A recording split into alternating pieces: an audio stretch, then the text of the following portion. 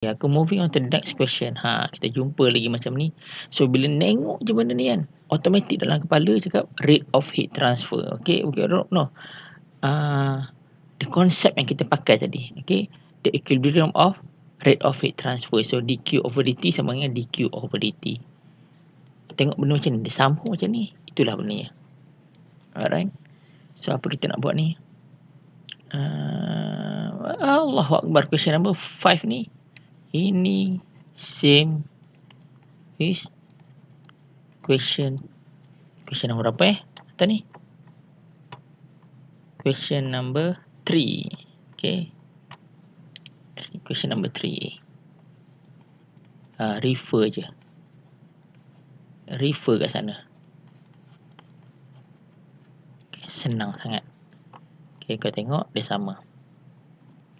Okay, so aku tak nak buang masa kat situ, aku teruskan. Question number 6.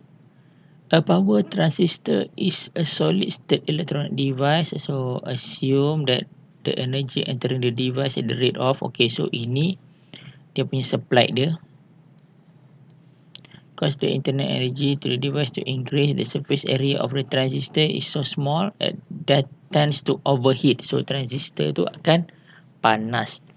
To prevent overheating, the transistor is attached to larger metal. Okay, so the temperature of the heat sink remain constant. Okay, so ini temperature of heat sinks 35 degrees Celsius. The transistor is electrically insulated from the heat sink by rectangular sheet of mica measuring. Okay, ni semua ni the thermal conductivity of the mica. Okay, so basically kan, soalan ni panjang-panjang dia cerita pasal transistor kan, tapi sebenarnya kita cuma berkenan tentang benda ni je, mica ni. Okay. What is the operating temperature of the transistor? So ini yang penting. So ni soalan ni kan, bagi siapa-siapa yang biasa dengan komputer, dia faham lah benda ni kan, macam mana korang sejukkan korang punya CPU. Alright, korang punya processor.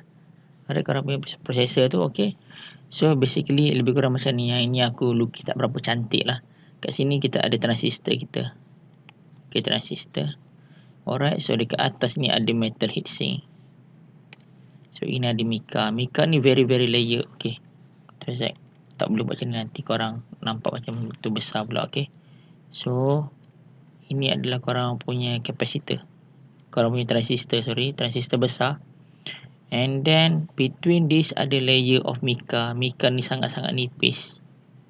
Sorry aku buat tak lawa. Okay, and then kau akan ada gigantic metal heatsink. Ni besar lah. Ni biasa kan, korang tengok graphic card ke, korang tengok komponen-komponen komputer kan, dia ada benda ni metal heatsink kan, yang mana basically benda tu akan release heat. Okay, dekat bawah tu dia ada something processor, tak kisah graphic processor ataupun CPU processor whatsoever. And then between that tu kan, kalau siapa-siapa yang biasa dengan term ini, nama dia thermal paste kan, ada satu jenis paste macam ubat gigi macam tu, kau letak supaya dia efisien pengaliran haba daripada processor pergi ke heatsink. Ini yang kita nak tahu ni, mica. Okay, contoh kat sini adalah mica lah, rectangular sheet of mica measure. Okay, to measurement what is the operating temperature of the transistor. So basically dekat sini tadi kan. Okay, so sini kita nak cari temperature ini, Tx. Ini Tx. Dia dah bagi tahu dah temperature dekat heatsink adalah 35 degree Celsius. Okay, so kita keluarkan information semua yang kita ada. Nilai K adalah dah bagi kat situ dalam SI unit, already in SI unit. So dia bagi kita dia punya measurement of the mica.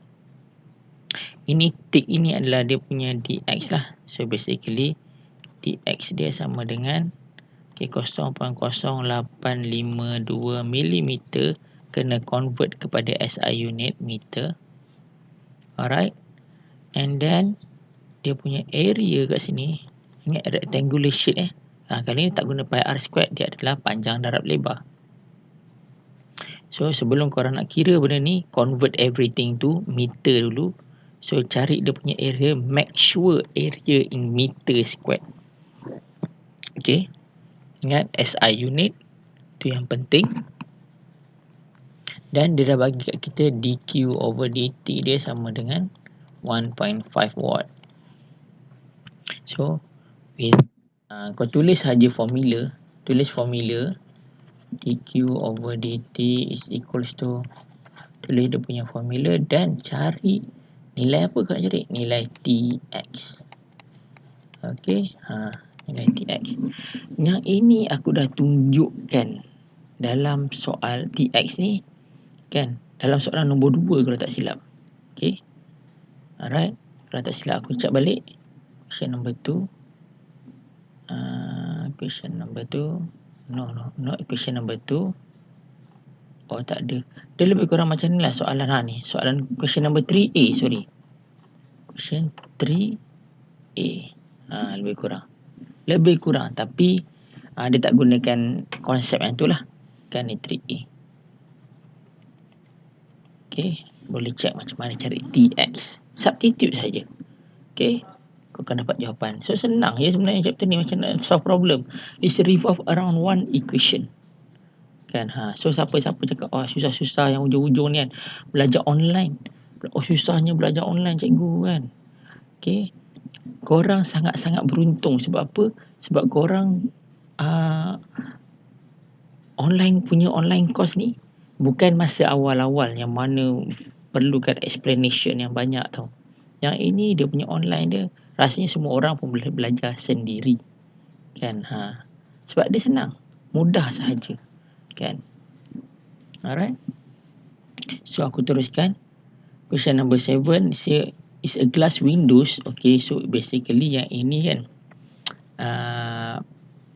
situasi dekat negara-negara yang sejuk. Okay, ini bukan kat negara kita lah pasti. Okay, so glass window, ini dia punya area, thickness dia 0.2, close in winter. Tengok ada winter, definitely lah bukan negara kita. The temperature of inner and outside surface of the window is 15 degrees Celsius and 0 degrees Celsius. So dekat luar dia sejuk 0 degrees. Okay, dalam panas sikit lah. So ini adalah thermal window lah, thermal glass nama dia. Calculate the rate of heat flow through the windows. Yang ni aku tak payah tunjuk lah, senang sangat. Cari je dq over dt.